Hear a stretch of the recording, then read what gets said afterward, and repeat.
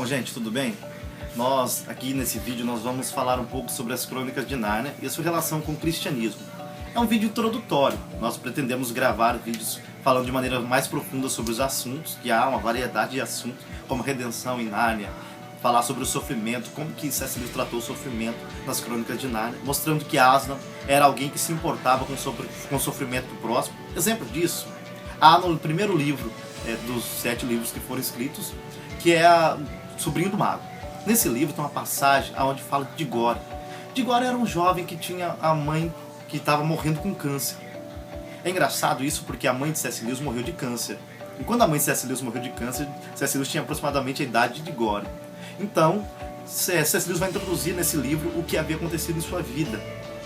Digore, com sua mãe morrendo por câncer, ele tem uma oportunidade de salvar a sua mãe em determinada parte do livro, aonde o mal entrou em Nárnia, porque teve a criação de Nárnia com o canto de Aslan. O mal entrou em Nárnia e quem foi o responsável por esse mal foi o próprio Digore. Então ele, como responsável, ele teve que buscar uma maçã que poderia ajudar a proteger Nárnia em determinado momento. É claro que Aslan disse que é só por um determinado tempo, porque o maior livramento seria proporcionado por ele depois, que era a sua morte, como Cristo morreu na cruz do Calvário pela humanidade. Então, se em determinado momento, Digore olha para Aslan e diz: Aslan, a minha mãe está morrendo com câncer. E ele começa a falar de maneira muito triste. E Lewis introduz que, daquele momento, surgiu uma lágrima dourada muito grande dos olhos de Aslan. E Aslan olhou para Digore e disse: só eu e mais ninguém sei o que você está sentindo. Nesse momento, C.S. Lewis está introduzindo a ideia de que Aslan sofria vendo o sofrimento dos outros e sofria também, assim como eles, porque ele conhecia. É a mesma ideia do cristianismo. No livro de Hebreus, tem uma passagem que fala bem assim: porque nós não temos um sacerdote que não possa se compadecer de nós. Não. O nosso sumo sacerdote se compadece de nós, porque assim como nós em tudo foi tentado. Ou seja, ele veio como homem, ele sofreu, apanhou, foi rejeitado, humilhado. Ele sabe o que é padecer. Então, ele sabe o que nós passamos aqui na Terra. Então, é a mesma ideia que Aslan estava introduzindo para ele. Somente eu, e mais ninguém sabe o que você está passando. Isso é muito interessante, porque Aslan não somente conhece o sofrimento, como também ele é o criador. Como eu disse, Aslan criou Nárnia. Não existia nada, existia vazio total. De repente, Aslan começa a cantar. E quando Aslan começa a cantar, tudo começa a surgir, tudo começa a aparecer. Então as coisas foram criadas através do canto de Aslan. Aslan criou Nárnia. E ele era o protetor de Nárnia. Uma coisa muito interessante é que a ideia da redenção está claramente mostrada no livro Leão, a Feiticeira e o Guarda-Roupa. Nesse livro, mostra-se a redenção de maneira muito clara. Por quê? Porque depois que Aslan criou Nárnia, o mal entrou em Nárnia, assim como a queda de Adão, o mal entrou em Nárnia. E nesse momento, Nárnia está sendo dominada pela Feiticeira Branca, que é a Jades. A Feiticeira Branca representa o reino do mal, o reino das trevas. E é interessante aqui que ela é a Feiticeira Branca, porque geralmente branco sempre é associado com paz, com coisas boas, mas Lewis introduziu a Feiticeira Branca como representação do mal, como representação do reino maligno. Ela estava dominando Nárnia. Não havia Natal em Nárnia. Todos estavam tristes, porque no Natal eles cantavam, festejavam, estavam em voltas de fogueira, trocavam presentes. Mas com o inverno, a comunhão foi quebrada. Não havia socialização. As pessoas não se sentavam mais à volta de fogueiras como antes. Porque é isso que o mal faz. Ele afasta as pessoas, ele divide, ele não traz, ele não ajunta. Então, havia um mal dominando em Nárnia. Só que existia uma profecia que dizia que quando a carne de Adão se assentasse no trono de Cair para Vel, o mal seria dissipado. E a feiticeira sabia muito bem dessa profecia, então ela tentava matar todos aqueles que fossem descendentes de Adão, no sentido direto. E em determinado momento da história, o livro conta de 4 jovens que entram através de um guarda-roupa mágico em Nárnia. E quando eles entram em Nárnia, eles vão ficar sabendo dessa profecia através do Castor. O Castor diz: vocês não conhecem Aslan? Eles dizem: não. Nossa, quando Aslan chegar, o mal se tornará bem. Através do rugido de sua voz, o inimigo fugirá, o espanto, o medo vai acabar, porque ele é o criador de Nárnia e ele está vindo. E vocês estão aqui para cumprir a profecia de que a carne de Eva e a carne de Adão se sentará no trono de Cair para Vel.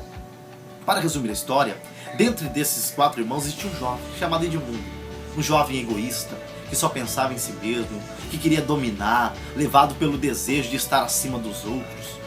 E quando Edmundo entrou juntamente com seus 3 irmãos, ele escondia uma coisa, porque antes ele já havia entrado juntamente com Lúcia. E quando ele entrou anteriormente, ele havia se encontrado com a feiticeira. E a feiticeira ofereceu para ele um manjar turco enfeitiçado.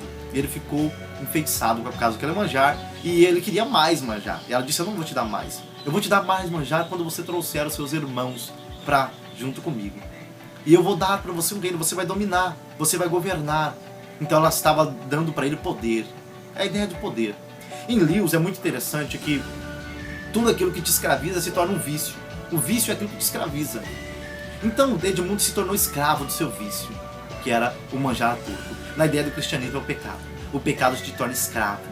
E o resultado do pecado, o salário do pecado é a morte. Note que Edmundo recebeu promessas de vida, promessas de domínio, promessas de um reino, de mais manjar turco, que é onde ele acabou preso em uma masmorra. E ali ele viu que tudo aquilo que a feiticeira, o mal, havia lhe prometido estava errado, era uma mentira. Porque o inimigo promete vida, mas no fim ele dá morte. Mas Deus, ele promete vida, e vida com vida eterna, vida com abundância. Então ele se torna escravo de sua vontade, e ele está escravizado, e ele vai trair os seus irmãos. Nesse ato de traição, ele tem que ser entregue para morrer, porque existe uma lei em Nárnia, que todo traidor em Nárnia deveria morrer. O traidor deveria ser morto. Só que interessante que se Edmundo morresse, a profecia de que a carne de Adão se sentaria no trono de cair para Ravan não se cumpriria. Então ele não poderia morrer. Mas se ele não morresse, Nárnia seria destruída a fogo e água, porque a lei precisava ser cumprida. O que acontece então? Aslan aparece no cenário, e Aslan então se entrega para morrer no lugar de Edmundo e salvar Nárnia. Se entrega voluntariamente. No cristianismo temos a mesma ideia. Quando o homem pecou no Jardim do Éden, o homem estava condenado à morte eterna, à morte espiritual, à morte física. O homem estava condenado. Não havia como o homem se salvar, e a lei devia ser cumprida. O homem tinha que morrer, o homem tinha que pagar pelos seus pecados, mas ele não tinha capacidade para isso. Então Deus entrega o seu próprio filho, ele vem voluntariamente para morrer por nós na cruz do Calvário, para que nós pudéssemos ter vida. Foi o que Aslan fez nas Crônicas de Nárnia. Ele se entrega e ele vai morrer para que Edmundo pudesse viver. Mas o que é mais interessante é que depois que Aslan morre, demora um pouquinho, Lewis vai introduzir a ideia da ressurreição, porque Aslan vai ressuscitar, e a mesa de pedra onde ele havia sido morto vai se quebrar. É a mesma ideia do templo, quando o véu se rasgou de alto a baixo, a mesa também se fendeu e se rasgou. E quando Lúcia e Susana viram aquilo, porque na Bíblia foram as mulheres que foram primeiras a contemplar Jesus ressuscitado, então no livro também, quando as duas enxergaram isso, elas falaram: Aslan, você está vivo? E elas dizem que ele estava muito maior, brilhoso, muito mais bonito. Ele havia ressuscitado. E ele diz: é porque a feiticeira branca não sabia que existia uma lei muito mais profunda, muito maior, que dizia que todo inocente, todo justo, que entregasse a sua vida por um outro que fosse acusado de traição, ele faria com que a morte retrocedesse, com que a morte andasse para trás. Então a morte andou para trás porque Aslan era inocente, Aslan era justo, e então ele ressuscitou. E ele vai ressuscitar e ele vai destruir, juntamente com Pedro e com os exércitos, o poder do mal. Então aí nós podemos ver claramente a ideia cristã de redenção. Porque você pode ver que os narnianos viviam na expectativa de que Aslan viria para livrá-los do reinado do mal. Os judeus tinham a mesma ideia: há um Messias que virá, e quando o Messias chegar, nós seremos libertos dos opressores. A paz vai reinar. Quando Aslan chega, a paz reina. Aslan resolve todos os problemas, inclusive Edmundo, que era um rapaz desprovido de caráter, egoísta, que só pensava em si mesmo. Quando ele se encontra com Aslan, ele tem o seu caráter mudado. Ele outrora traiu seus irmãos, zombava de Lúcia, era um rapaz que só pensava em si mesmo, insuportável. Depois que se encontrou com Aslan, ele disse para Aslan: Aslan, eu vou lutar por Nárnia, eu quero lutar por Nárnia. Se preciso, ele morreria por Nárnia, porque ele teve o seu caráter mudado, o seu caráter transformado. É a mesma ideia, só quem pode mudar o coração do homem e restaurar o homem verdadeiramente é Deus, através do Espírito Santo de Deus. O Senhor Jesus disse isso a Nicodemos no capítulo 3 do Evangelho de João. Ele disse: Nicodemos, é necessário que você nasça de novo.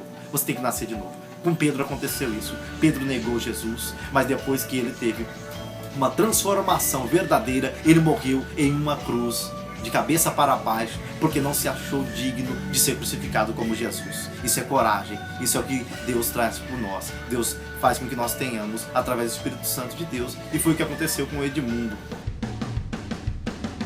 Bom, para despedir e para não ficar sobre as minhas palavras, eu quero fazer uma citação que está nesse livro aqui. Uma citação muito interessante, quando alguém perguntou para Lewis por que ele fala de animais falantes e tudo mais. Ele disse bem assim, ó: na realidade, entretanto, ele, Aslan, Lewis falando, é uma invenção, uma tentativa de responder à pergunta imaginária: como Cristo seria se realmente houvesse um mundo como Nárnia, e ele escolhesse encarnar, morrer e ressuscitar, como já fez em nosso mundo? Então Lewis, quando escreve as crônicas de Nárnia, está tentando responder essa pergunta. Que você possa ler esse livro e descobrir as riquezas que estão ali registradas, para que você possa também ter um encontro com Deus, quem sabe através desse livro, e conhecer as Escrituras, você que não conhece. E você que já conhece as Escrituras, aproveite essa literatura maravilhosa para se aprofundar um pouco mais.